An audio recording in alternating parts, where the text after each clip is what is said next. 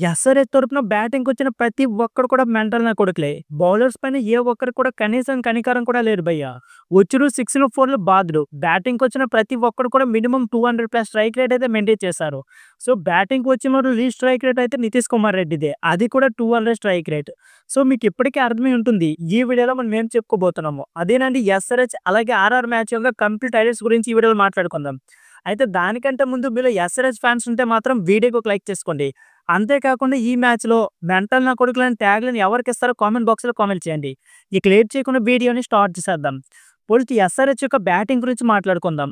SRH నిర్దిష్ట 20 ఓవర్‌లో 6 వికెట్లు కోల్పోయి 286 పరుగుల భారీ స్కోర్ అయితే చేసింది. సో, ఎస్ఆర్‌హెచ్‌కి మెయిన్ స్ట్రెంత్ వాళ్ళ ఓపెనర్స్. పవర్ ప్లేలో వాళ్ళు ఆట ఆడి చూడు భయ్యా హైలైట్స్ చూసినట్లు ఉంటుంది. సో, ఈ మ్యాచ్‌లో కూడా అభిషేక్ శర్మ అలాగే ట్రావిస్ హెడ్ చాలా మంచి స్టార్ట్ అయితే ఇచ్చారు. అభిషేక్ శర్మ అన్‌ఫార్చునేట్‌లీ ఔట్ అయ్యాడు. కానీ అభిషేక్ శర్మ కేజ్‌లో ఉన్నంత వరకు కళ్ళకి ఐ ఫిస్ట్ అని చెప్పుకోవచ్చు. కేవలం 11 బంతుల్లోనే 5 ఫోర్లతో 24 రన్స్ అయితే చేశారు. స్ట్రైక్ రేట్ కూడా 218 అయితే మెయింటైన్ చేశారు.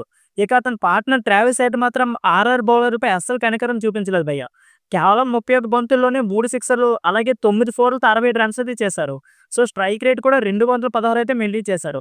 సో, నెక్స్ట్ వచ్చేది చూడు పాకెట్ డైనమైట్ ఇషాన్ కిసాన్. ఈ మ్యాచ్‌లో ప్లేయర్ ఆఫ్ ద మ్యాచ్ అయితే తనకే వచ్చిందయ్యా. జస్ట్ 47 బంతుల్లోనే 6 సిక్సర్లు అలాగే 11 ఫోర్‌లతో 106 రన్స్ అయితే చేశారు.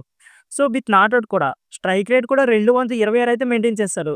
నెక్స్ట్ క్లాసన్ కూడా క్లాస్ చూపించారు. జస్ట్ 14 బంతుల్లోనే 243 స్ట్రైక్ రేట్‌తో 34 రన్స్ అయితే చేశారు. రోహిత్ వర్మ కూడా ఓకే. బాగానే పెర్ఫార్మ్ చేశాడు. ఇక ఆర్ఆర్ బౌలర్ విషయానికొస్తే ఆల్మోస్ట్ ప్రతి ఒక్కరు ఓవర్‌కి యావరేజ్‌గా 11 రన్స్ అయితే ఇచ్చారు భయ్య.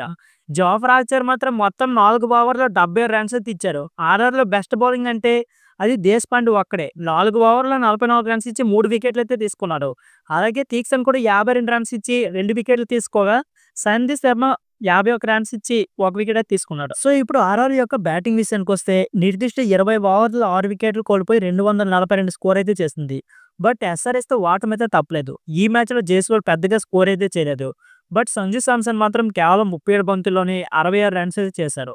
ఆ తర్వాత వచ్చిన కెప్టెన్ రియాన్ పరాగ్ కూడా పెద్దగా స్కోర్ అయితే చేయలేకపోయాడు. సో, ఆర్ఆర్ మిడిల్ ఆర్డర్‌లో బ్యాటింగ్‌కి వచ్చిన వికెట్ కీపర్ ధ్రువ్ జురేల్ అయితే కేవలం 35 బంతుల్లోనే 70 స్కోర్ అయితే చేశాడు. లాస్ట్‌లో హెట్‌మేయర్ 42 అలాగే దుబే 34 స్కోర్ చేశారు. కానీ లాభం లేకుండా పోయింది. సో, ఆర్ఆర్ బ్యాటింగ్ అయితే స్ట్రాంగ్‌గా ఉన్నప్పటికీ బౌలింగ్‌లో మాత్రం అంత పవర్ అయితే కనిపించలేదు. సో, అందుకే ఎస్ఆర్‌హెచ్‌తో ఈ మ్యాచ్‌లో ఆర్ఆర్ అయితే 44 పరుగులతో ఓటమి పాలైంది. సో, ఫ్రెండ్స్ వీడియో ఈ వీడియో నచ్చితే please like, share and subscribe my channel. Thank you for watching.